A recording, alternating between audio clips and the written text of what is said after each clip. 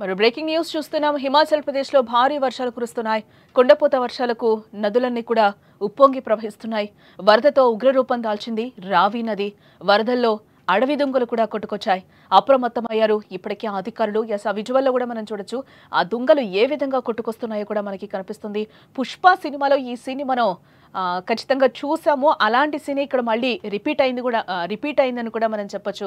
అక్కడ గంధం చెక్కలు ఏ విధంగా వాటర్లో కొట్టుకొస్తాయో ఈరోజు హిమాచల్ ప్రదేశ్లో వర్షాలకి ఆ దుంగలన్నీ కూడా కొట్టుకొచ్చిన పరిస్థితులు కనిపిస్తున్నాయి. నదులన్నీ కూడా ఉప్పొంగి ప్రవహిస్తున్న సిచ్యువేషన్స్ కనిపిస్తున్నాయి. హిమాచల్ ప్రదేశ్లో క్లౌడ్ బర్స్ట్ కారణంగా అక్కడ హిమాచల్ ప్రదేశ్ మొత్తం కూడా అస్తవ్యస్తంగా మారిందని చెప్పుకోవచ్చు. హిమాచల్ ప్రదేశ్లో ప్రస్తుతం భారీ వర్షాలు కురుస్తున్నాయి. ఏ కుండపోత వర్షాలకు అక్కడి వాగులు వంకలు వరద నీటితో నిండిపోయాయి.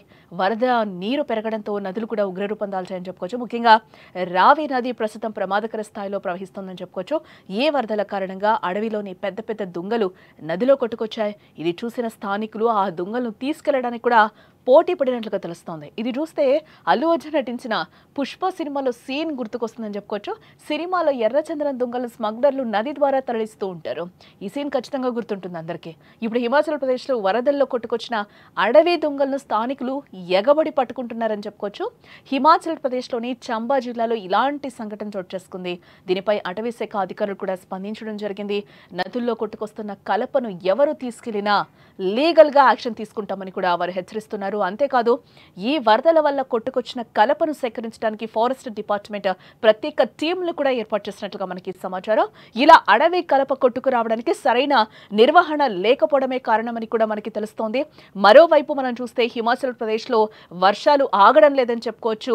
క్లౌడ్ బర్స్ట్లు ఎక్కువగా జరుగుతున్నాయి. ఈ వర్షాల వల్ల కొండ చర్యలు విరిగి పడిపోతున్నాయి. ఇప్పటికే లోతట్టు ప్రాంతాలన్నీ కూడా జలమయమయ్యాయి. చాలా చోట్ల రోడ్లు బ్రిడ్జ్లు కొట్టుకుపోయాయి. అక్కడ నదిలో ఒక బ్రిడ్జ్ కొట్టుకుపోయింది. దీంతో నదీ పరివాహక ప్రాంతాల ప్రజలను అప్రమత్తం చేశారు అధికారులు. ప్రజలు జాగ్రత్తగా ఉండాలి అంటూ కూడా సూచనలు చేస్తున్నారు. వర్షాల దెబ్బకు కొన్ని ప్రాంతాల్లో స్కూళ్లకు కూడా సెలవులు ప్రకటించారు. గతంలో కూడా హిమాచల్ ప్రదేశ్లో భారీ వరదలు సంభవించాయి. ఆ సమయంలో చాలా ఆస్తి ప్రాణ నష్టం కూడా జరిగింది. దాని నుంచి గుణపాఠం నేర్చుకున్న అధికారులు ఇప్పుడు ముందస్తు చర్యలు తీసుకుంటున్నారు. ఎప్పటికప్పుడు పరిస్థితిని సమీక్షిస్తూ సహాయక చర్యలనైతే సిద్ధం చేస్తున్నారు. ఈ భారీ వర్షాల వల్ల ప్రజలు ఇబ్బందులు పడుతున్నారు. వారిని ఆదుకోవడానికి సహాయక చర్యలు కూడా కొనసాగుతున్నాయని చెప్పుకోవచ్చు. ప్రభుత్వం కూడా పరిస్థితిని సమీక్షిస్తోంది. అవసరమైన సాయం అందించడానికి సిద్ధంగా ఉన్నట్లు కూడా ప్రభుత్వాలు చెప్తున్నాయి. ఇప్పుడు భారీ వర్షాల కారణంగా రోడ్డు మార్గాలు కూడా దెబ్బతిన్నాయి. దీంతో చాలా చోట్ల ట్రాఫిక్ జామ్ అవుతుంది. సహాయక బృందాలు వాటిని సరిచేయడానికి కూడా ప్రయత్నిస్తూ ఉన్నాయి. ఇక ఈ భారీ వర్షాలు ఎప్పుడు తగ్గుముఖం పడతాయా అని కూడా ప్రజలందరూ కూడా అక్కడ ఆశగా ఎదురు చూస్తున్న పరిస్థితులు అయితే కనిపిస్తున్నాయని చెప్పుకోవచ్చు.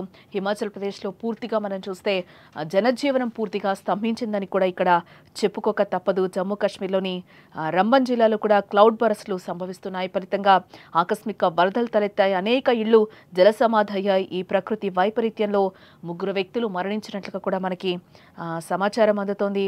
ఆగస్టు 14న చిచోటీలో కూడా క్లౌడ్ బర్స్ట్ కారణంగా సంభవించిన విపత్తులో 65 మంది మృతి చెందారు. వీరిలో అధిక సంఖ్యలో పర్యాటకులు కూడా ఉన్నారు.